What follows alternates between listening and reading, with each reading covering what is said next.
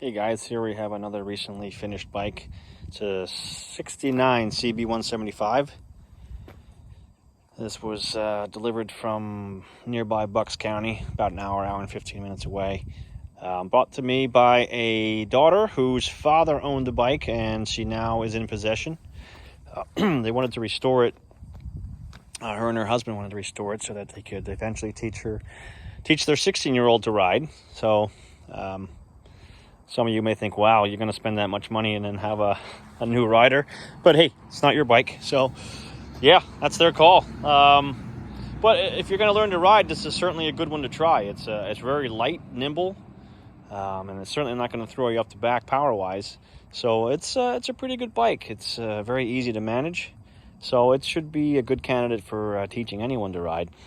And this one kind of got everything done to it, everything stripped down, repowdered, repainted, re-chromed. Not everything re-chromed. We only re-chromed the front and the rear fender because you can't get them anymore.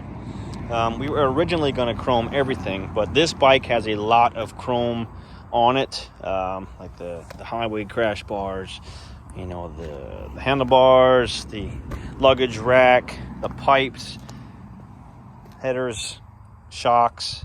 All those pieces were originally going to be re-chromed, but then the estimate came in, and sticker shock is real. So we only went with the pieces that were absolutely necessary, which was the front and rear fender. So everything else was vapor honed. The hubs were honed. All the chrome pieces besides the fenders were vapor honed. The pipe, headers, silencers, carbs, triples and all that. And it makes them real nice and bright. Now it's not going to be, you can clearly see the difference between a re-chromed fender and a vapor honed piece, but again, money's money. And you'll still see some of the corrosion in there, some of the slight pitting, but it's nowhere near as prevalent as it was before the honing. So yeah, we vapored the wheels, the entire wheel assembly also. Didn't even have to disassemble it. Just take the tires and tubes off, send them off, and back they come, all nice and shiny. Cylinders, heads, and the block were all vapored as well. It just makes everything look nice and new. Of course, tires, new tires, a seat cover. I repainted everything. New cables, all the essentials, brake shoes, all around. Every little bit on this bike was touched. Still has the original points ignition system, which works fine on this one. I do believe I relined this tank also. I don't remember.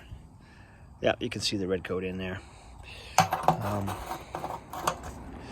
It's only got 9,000 miles, 9,600. But yeah, everything's working. Fire's right up.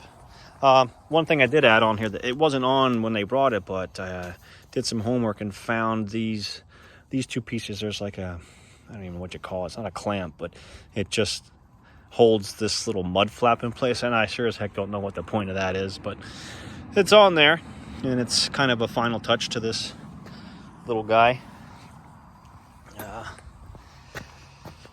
Trying to think anything else major.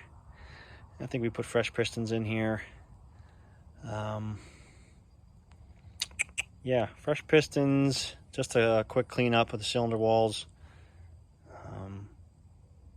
Nothing all that major because it was a running bike when it got here, so didn't have to go overboard. One little neat piece about this is this neat little luggage container that her father built. Well, I can't say he built it. This is the ammo box. You can go to Harbor Freight and get something like this, but this one's been on there for a long time. But he put this on there himself to carry some of his little bits and pieces. It's kind of neat. There's some old school stuff in here that was neat to see, like the original owner's manual and things like that. So that's always neat to see. But anyway, that's pretty much it. And this thing fires up right away, instantly, always. It was like in the 20s a couple weeks ago, and it would still fire right up, even with the points. So it shouldn't have a problem doing that right now either. A little bit of choke. Oh, there you go. It's nice today. It's nearly 50 degrees, so there's no reason it wouldn't fire right up.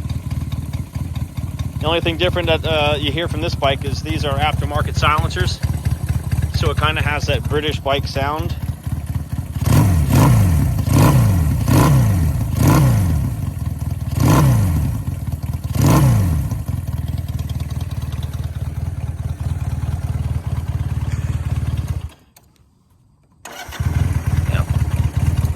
So that's the only thing. You probably wouldn't even know the difference if you closed your eyes and heard a Triumph and this go down the road. You probably wouldn't know the difference. Sounds very similar. I've seen enough go down the road and heard enough go down the road.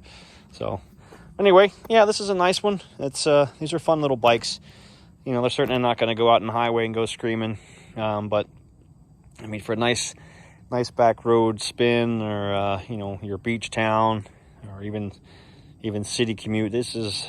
I personally don't understand why anyone would buy something new to do that. I'd much rather have something old like this that's neat and has a story behind it. So anyway, stay tuned. I'm going to hopefully get a video of this little JT2 out there soon. I finished that one up as well.